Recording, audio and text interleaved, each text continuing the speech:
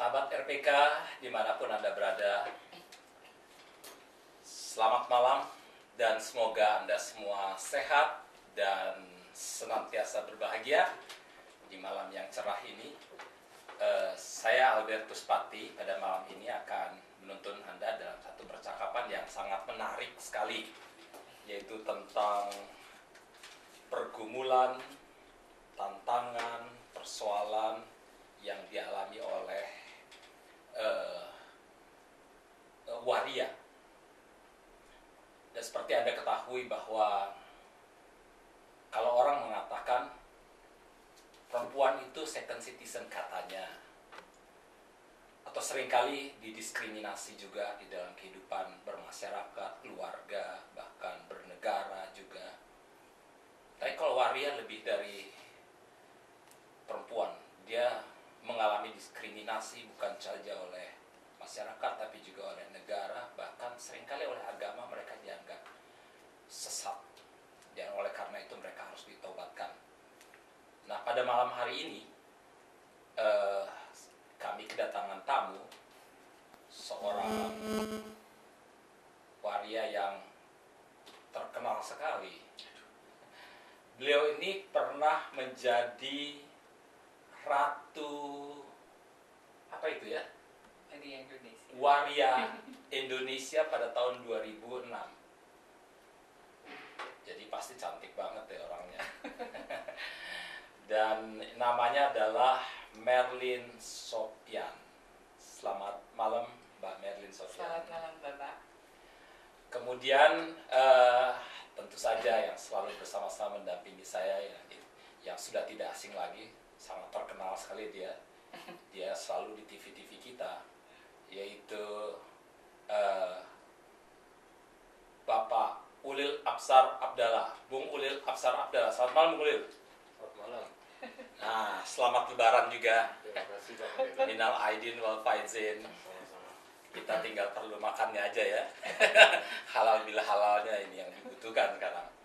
Jadi kita akan bicara lebih banyak pada malam ini Bung Ulil tentang pergumulan-pergumulan gender ini, terutama transgender ini yang disebut waria atau transgender ini, karena memang di dalam persoalannya orang banyak menduga bahwa transgender ini satu pilihan. Orang memilih untuk menjadi transgender, padahal sejauh dari buku-buku atau dari pengalaman-pengalaman yang saya baca dan saya dengar, transgender itu bukan suatu pilihan. Orang nggak pernah memilih jadi laki atau tidak pernah memilih jadi perempuan, sama juga tidak pernah memilih jadi transgender. Itu artinya bahwa begitu lahir ya sudah jadi begitu, dan mereka ya harus menjalani hidup seperti itu, dan mereka harus mencintai hidup yang seperti itu. Nah, kita akan mulai dengan pertanyaan kepada Mbak Merlin Sopian. Tapi sebelumnya saya ingin katakan Anda bisa berpartisipasi di dalam talkshow ini melalui telepon 021-8000-444 atau di SMS 0813-98000-444. Nah, Mbak Merlin, Ya. Ini banyak orang yang sekarang ngikutin Mbak Merlin dalam talkshow kita kali ini, karena memang orang-orang sudah menunggu katanya. Iya. Mungkin mereka ingin tahu siapa Anda ini kira-kira. Artinya kan mereka ingin tahu apa Anda pengusaha, Bukan. Anda ini apa aktivitas dulu di Malang, sekarang ada di Jakarta, di Mampang katanya ya. Tinggalnya. Jadi sebenarnya Terima kasih Bapak. ya. Saya boleh memperkenalkan diri. Nama saya Merlin Sopian. Ya. Saya sebenarnya hanya ordinary people. Oke. Bukan siapa-siapa, tetapi kebetulan punya aktivitas-aktivitas yang mungkin sudah dikenal oleh masyarakat selama ini. Sebelum ini saya tinggal di Malang selama hampir 21 tahun, dari mulai kuliah sampai berkarir. 2 bulan terakhir ini saya sudah pindah ke Jakarta, move ke sini, dan berharap punya aktivitas yang lebih banyak dan membuat saya lebih berguna. Jadi di Malang saya mengawali aktivitas saya di komunitas. Saya kebetulan ketua untuk waria di Kota Malang. Iwama ya? Iya, Iwama. Ikatan Waria Malang. Betul. Kemudian saya pernah menerbitkan 2 buku tulisan saya. Oh, penulis juga ya? Bukan Luar penulis, biasa. hanya kebetulan bisa menulis. Iya ya. Oke. Kemudian sehari-hari saya bertugas di Rumah Sakit Saiful Anwar di Kota Malang sebelum pindah ke sini sebagai manajer kasus untuk mereka yang positif HIV. Oke. Dan saya handle mereka, memberikan motivasi tentang bagaimana mereka bisa survive dalam hidup, tentunya baik secara psikologis maupun pengobatan medis. Oke. Dan aktivitas itu saya lanjutkan di sini, cuman berkembang lebih besar karena memang tempatnya juga lebih besar. Oke. Sementara itu mungkin yang bisa saya sampaikan. Oke, sejauh yang saya lihat di sini, Anda ini lulusan Institut Teknologi Nasional Malang, lalu kemudian lulusan SMA Katolik Santo Agustinus Kediri. Betul. Ini banyak sekarang nih ya, yang alumni-alumni dari Santo Agustinus Kediri ini yang udah bilang mau mendengarkan acara kita ini loh. Iya. Dan mereka bangga sekali pada Anda ini. Terima kasih. Apa yang membuat, kira-kira yang membuat mereka bangga terhadap Anda ini? Saya malah jujur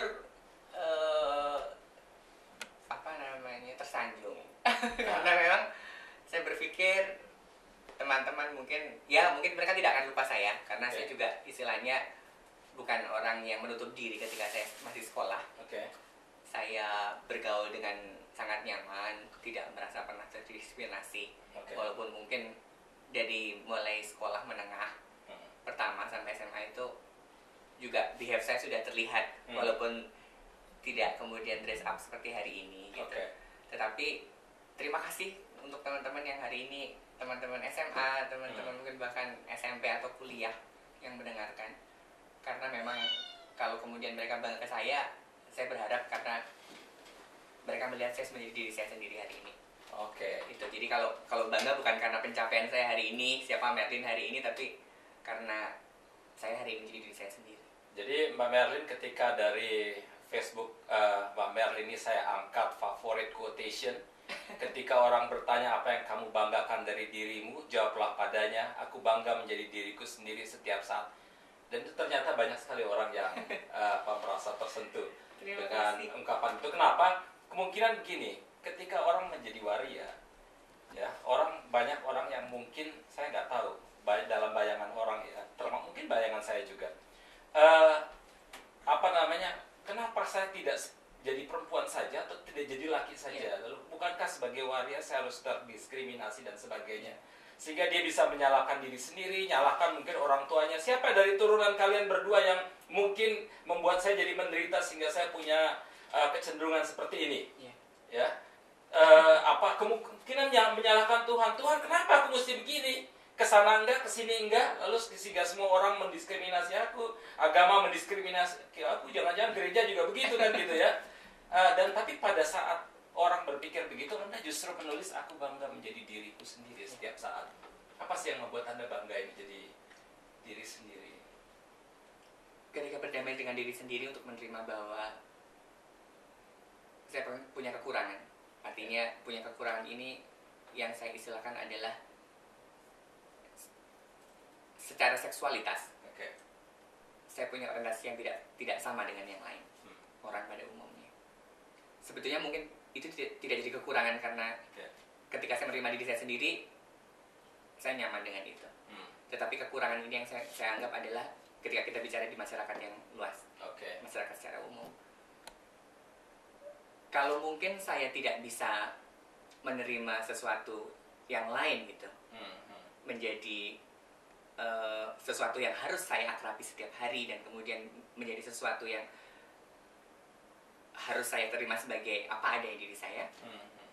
Saya akan sibuk untuk denial, sibuk untuk bagaimana saya harus sama dengan orang lain, sedang itu bukan jiwa saya. Menyembunyikan ya, diri. Saya harus menipu diri saya sendiri gitu. Tetapi saya lebih memilih bahwa berpikir bahwa Tuhan itu memang Maha Kuasa. Kita sudah semua agama mengamini itu. Setiap dalam doa, dalam agama apapun saya yakin kita yakin bahwa Tuhan Maha Besar, Tuhan Maha Kuasa. Jadi kalau saya kemudian harus seperti Bapak tadi bertanya kepada Tuhan, menghujat Tuhan misalnya, mengapa menciptakan saya lain daripada orang kebanyakan. Saya pikir begitu kontras dengan apa yang saya amini bahwa Tuhan Maha Kuasa. Tuhan bisa menciptakan apapun yang Tuhan mau. Oke. Even hari ini menciptakan sesuatu yang bagi orang yang ciptaannya juga sama seperti saya dianggap itu sesuatu yang bukan orang kebanyakan, yang bukan orang normal dalam tanda kutip. Tapi saya lebih memilih untuk yakin dan percaya secara iman dan personal bahwa kalau Tuhan hari ini menciptakan saya berbeda dengan segala konsekuensinya, dengan segala beratnya halangan hidup ketika saya menjalani sampai hari ini, itu berarti Tuhan sudah memilih saya dan yakin bahwa saya bisa menjalani itu.